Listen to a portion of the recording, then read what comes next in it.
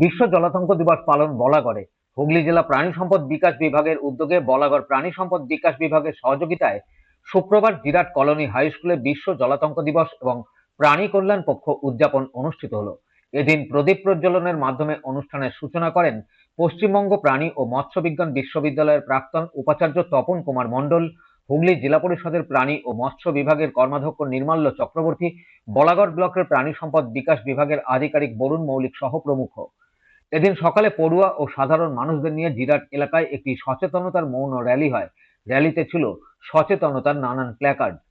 পাশাপাশি সকাল থেকে জিরাট এলাকার ৬০০ কুকুর ও বিড়ালকে জলাতঙ্ক রোগের প্রতিষেধক দেওয়া হয়।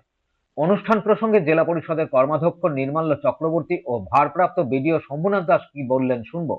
আজকে আমাদের যে বিশ্ব জলাতঙ্ক দিবস আপনারা জানেন যে প্রত্যেক বছর ২৮শে সেপ্টেম্বর উদযাপন করা হয়। কিন্তু ২৮শে সেপ্টেম্বর আমাদের উদযাপন করা হয়েছিল এটা সার্বিকভাবে যে জেলার প্রোগ্রাম, সেই জেলার প্রোগ্রামে আজকে আমরা জিরাট কলোনি হাই স্কুলে আজকে আমরা বিশ্ব জলাতঙ্ক দিবসের একটা সেমিনার করছি। এই প্রোগ্রাম সকাল ৯টা থেকে শুরু হয়েছে। পথ চলতি প্রায় ৬০০ কুকুরকে ভ্যাকসিনেশন দেওয়া হয়েছে, যাতে জলাতঙ্ক রোধের যে মাত্রা সেটা কমে এবং মানুষের যে আতঙ্ক সেটা কমে। এখন আমাদের প্রফেসর সাহেব এসেছেন, ভাইস চ্যান্সেলর সাহেব, আমাদের ইউনিভার্সিটি অফ যে অ্যানিমাল হাজবেন্ডারি ইউনিভার্সিটি যে আছে, ওনার ভাইস চ্যান্সেলর সাহেব এসছে। উনি নিজের যে বক্তব্য রাখছেন এবং ছোট ছোট বাচ্চাদেরকে এই জলাতঙ্ক যে কিভাবে প্রতিরোধ করা যায়, প্রতিরোধ করলে কিভাবে কি করতে হবে, সেগুলো সমস্ত একটা সেমিনার চলছে। এটা একটা নতুন কর্মসূচি, যেটা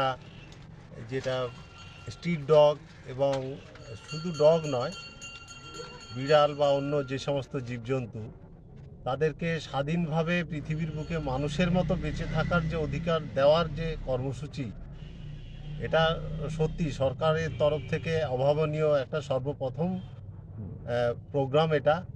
এটা আজকের ভ্যাকসিনেশন যে প্রোগ্রাম খুব সুন্দরভাবে এই ৩ জায়গায় হয়েছে। এটা আগামী দিনেও আমাদেরকে নিয়মিত প্রতি বছর একটা করে যদি এটা আমরা করতে পারি, এটা মানুষের সামনে একটা খুব উজ্জ্বল একটা দিশা এসে উপস্থিত হবে যে আমরা যেমন মানুষেরা স্বাধীনভাবে বসবাস করছি, থাকছি, জীবজন্তুর প্রতি ভালোবাসা প্রদর্শন, তাদেরকে তাদের অধিকার দেওয়া। যেরকমটা আমরা দেখছি সার্কাসে আজকে জীবজন্তু, বাঘ, সিংহ ইত্যাদিকে তাদের প্রতি যে টর্চারিং যেটা করা হতো, সেটা বন্ধ করার জন্য আইন করে বন্ধ করা হয়েছে। বলাগড় থেকে রাজেশ দেবনাথের রিপোর্ট, খবর নিউজ 6।